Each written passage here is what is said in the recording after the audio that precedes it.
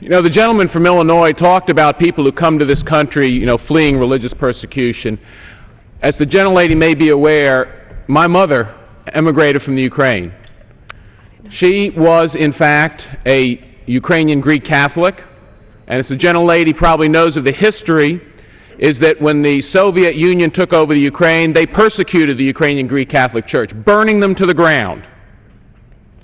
In fact, it's ironic that we're discussing this here, and the Supreme Court will be taking up this issue as we're seeing what's going on with religious persecution in the Ukraine this week and last week, where the church in Dora, for instance, Ukrainian Greek Catholic Church, burned to the ground because, you see, the Russian government doesn't agree with the Ukrainian Greek Catholic Church's beliefs.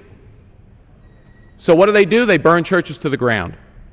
Now, it's interesting, we have to learn the lesson, though, because they tried that after World War II. The Soviet Union tried to destroy churches that way, but they learned the lesson that the church is not the building. The church is the group of believers who share common, deeply held religious beliefs. And that's why, when the Soviet Union fell, the churches that they thought they had burned to the ground rose up. I would suggest that what's going on in Oklahoma City with Hobby Lobby and in Lancaster, Pennsylvania with Conestoga Wood Products is a church burning without a match.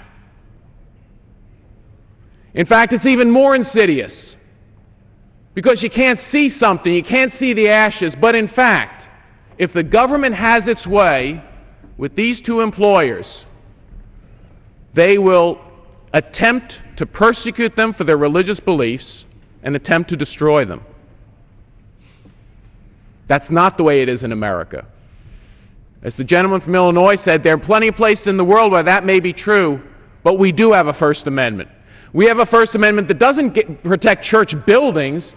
It protects religious believers in whatever walk of life they're in, whatever they're doing, from the government imposing their belief system, whether it's the case of a belief of a religious body or a belief that you shouldn't provide life-destroying drugs, because that's what's at issue in these cases.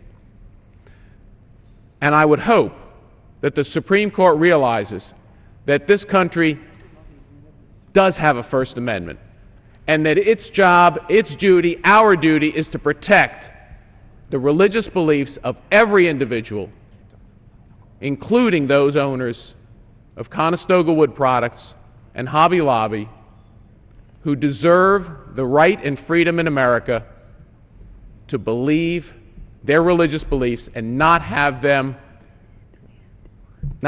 government impose theirs. So I would thank the gentlelady from Missouri and yield back.